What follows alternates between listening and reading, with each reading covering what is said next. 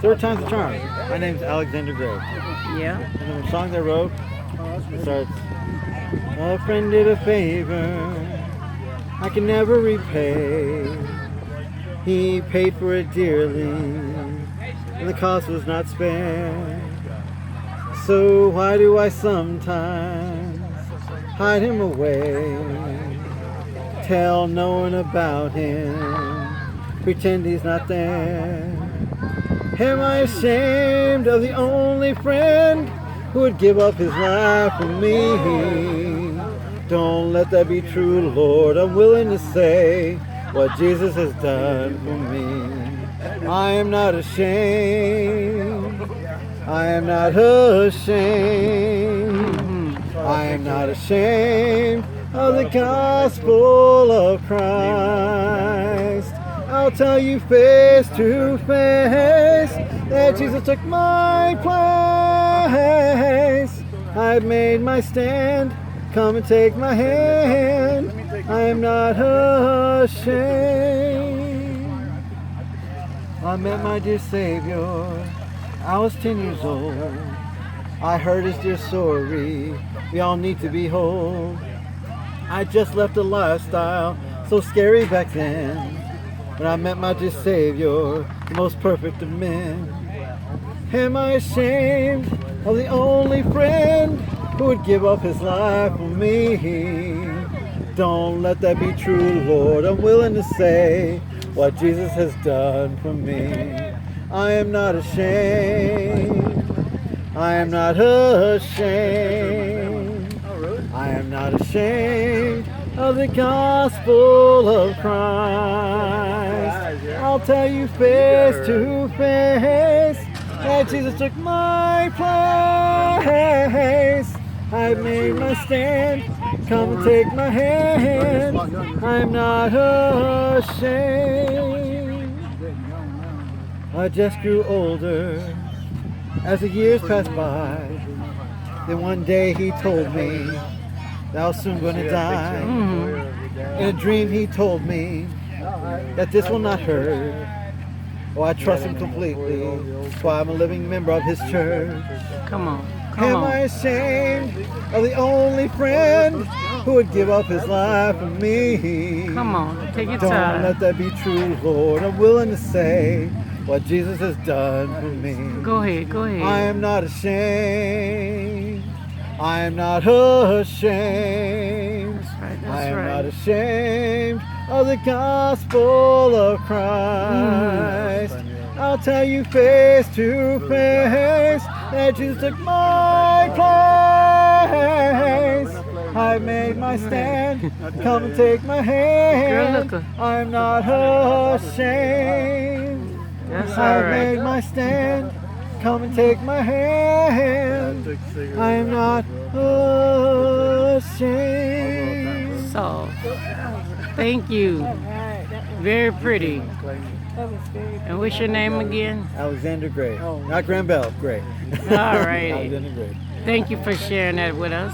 No problem, no We problem. appreciate it. You have a beautiful voice. Thank you. The Lord's given it to me. Yes, he did. I'm originally from Hawaii, because you know. Oh, okay. And I'm about to minister over to the Philippines. Oh, okay. That's wonderful. He's the one who called me to do it, so that I'm saying yes, but Father, that's what You I'm going saved to do. again. Amen.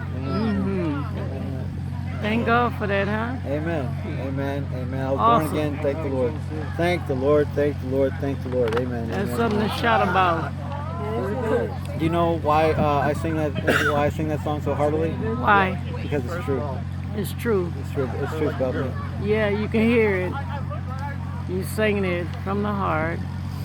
I backslid like many people did, and I was dealing in casinos from 2002, 2003 to 2005, to 2005.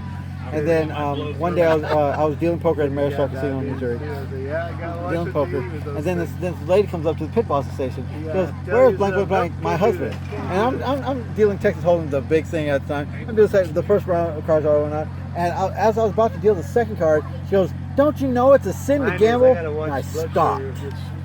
I really was saved when I was 10 years old. I stopped and said, "Oh my goodness, I'm helping these people sin I'm sinning by helping these people sin. And everything else just went away. I said, oh no, oh no, oh no. And the players, the full tables, they're like blah blah blah yada yada yada yada. And they're in the background noise. You can't hear it, right? And I'm thinking, oh, what do I need to do? And I used to be so excited about dealing. I was like, yes, this is awesome. But now I'm just like, well, I guess I gotta finish my job now.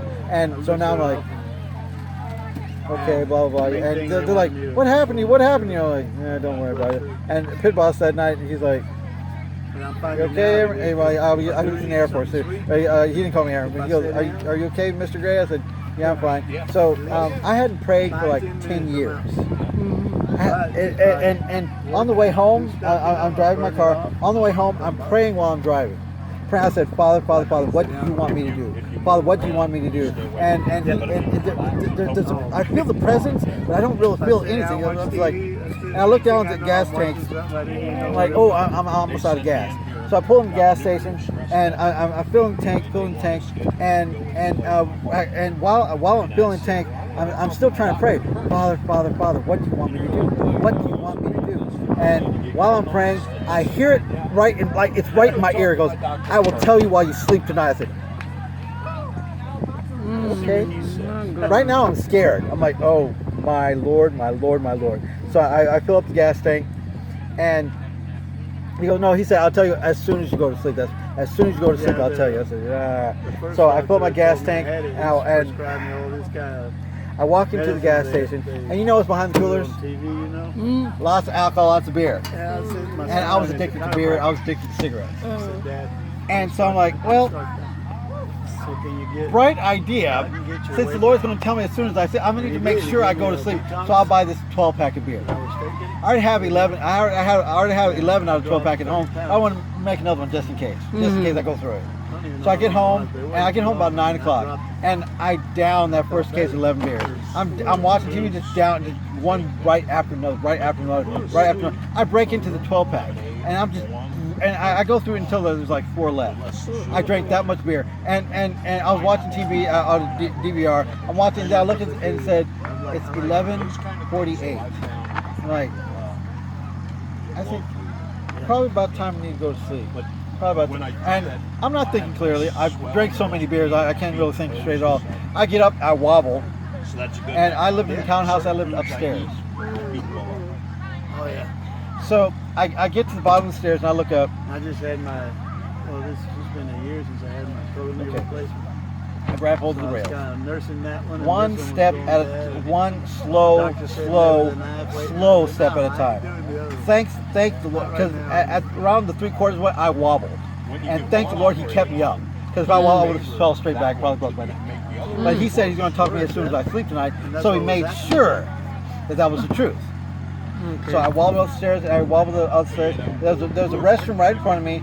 Two bedrooms to the left, and my main room to the right. I own the top stairs, and I thought, well, I could go to the restroom. No, I'll just fall down. So I go to my room and I just fall out on my bed. Boom! I don't disrobe. I just boom fall out.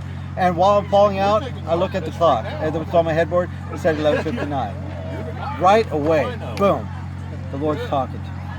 The Lord's talking. I mean, we're having this great conversation, and I'm talking to Him like I'm talking to you today, sober as the day I was born. And I knew it. I was like, but the Lord's talking. We're talking. And after He ends the conversation, He goes, son, Alexander Gray, you need to wake up.